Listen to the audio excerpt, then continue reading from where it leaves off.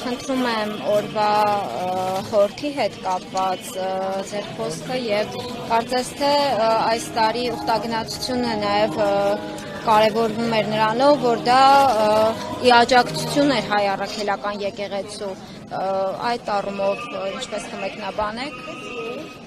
Մենք ամեն տարի տոնում ենք Սուրբ Էջմիածնի տոնը, որը ազգային եկեղեցական մեծ տոն է, նաև ընդգրկված է պետական տոնացույցի մեջ։ Համազգային տոն է սա, պարզապես այս տարվա տոնախմբությունը փոքր-ինչ տարբեր է նախորդ բոլոր տարիներից, քանի որ Սուրբ Էջմիածնի Մայր տաճարի վերաօծումից եւ վերաբացումից հետո ամենայն հայոց վեհափառ հայրապետը տնօրինեց, որ այս մեծ տոնի առիթով Մայր Աթոր Սուրբ Էջմիածնի գանձատնից դուրս բերվեն 7 համաքրիստոնեական եւ համազգային նշանակություն ունեցող Սուրբ մասունքներ։ Եվ ահա այսօր առաջին անգամը լինելով Սուրբ Էջմիածնի տոնի առիթով, որն արդեն հայրապետական տնօրինությամբ ավանդույթ է դառնալու հետագա տոնախմբությունների համար, դուրս են բերվել մասունքները, որպեսզի մեր ուխտավորները, Սուրբ Էջմիածնի այցելուները մոտենան իրենց աղոթական խոնարհումը բերեն մասունքներին եւ մասունքների աստվածային զորությամբ առողջացնեն իրենց հոգևոր եւ մարմնավոր կյանքը, քանի որ մենք հավատում ենք Սուրբ մասունքները աստվածային շնորհակիր սրբություններ են, որոնք յուրաքանչյուրին իր հավատքի համաձայն պարգևում է հոգու եւ մարմնի բժշկություն։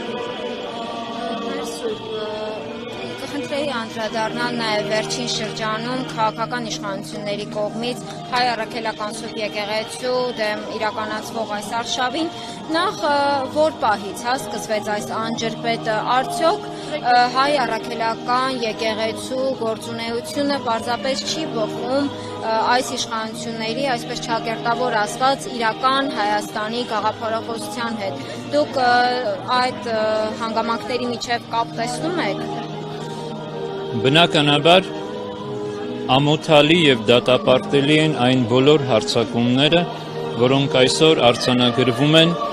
հայոց եկեղեցու դեմ եւ ողջ հոգևոր դասի դեմ։ Եվ այս առիթով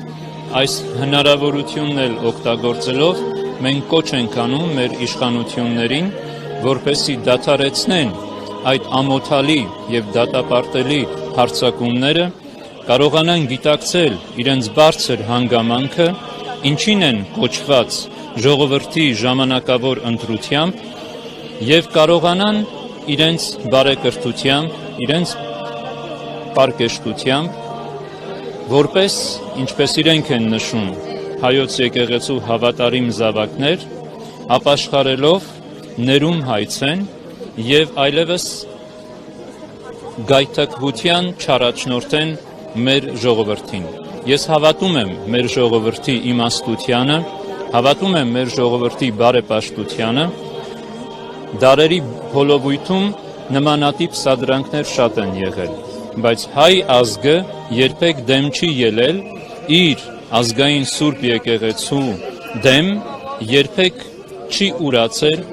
իր ազգային արժեհամակարգը, որի հիման վրա միայն կարող է անխաթար լինել հայ ինքնությունը։ Մեզ համար բնականաբար իբրև հայ մարդ, իբրև հոգևորական ցավալի է, բայց ոչ երբեք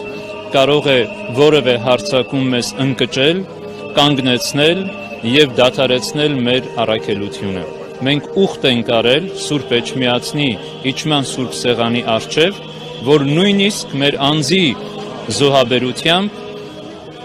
առաջ տանենք մեր առաքելությունը եւ կերտենք մեր ազգի լուսավոր գալիքը։ Իսկ այդ սադրանքների նպատակը ո՞րն է հայ Սուրբ։ Դա կարող եք հարցնել սադրանքների հեղինակներին։ Դուք որպես հոգևորական վտանգ տեսնում եք այդ սադրանքների հետ։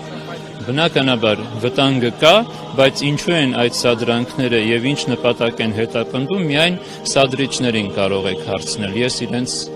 տեղը չեմ կարող մեկնաբանել։ Վերջին շրջանում Ադրբեջանի հոգևոր հայրն է, իրենց հոգևորական եկեղեցու դեմ, հայ առաքելական եկեղեցու դեմ հայտարարություններ անում, նաև անդրադարձել էր մայրաթորի տարածքին, ասում էր դա ադրբեջանական հող է, եւ այս հայտարարություններից անմիջապես հետո հաջորդեցին Նիկոլ Փաշինյանի ստատուսները եկեղեցու եւ հոգեվոր դասին ուղղված։ Դուք կապ տեսնում եք։ Ադրբեջանցիները ինչ էլ որ ասեն, չասեն, դա իրենց դնում է ծիծաղելի վիճակում, որովհետև իրենք հայտնի պատմության կեղծարարներ են։ Իսկ Ադրբեջանի հոգևոր առաջնորդը բարթույթավորված մի անձնավորություն է, ես արդեն իմ գրառումների մեջ մեկ անգամ այդ հարցին անդրադարձել եմ, ասելով, որ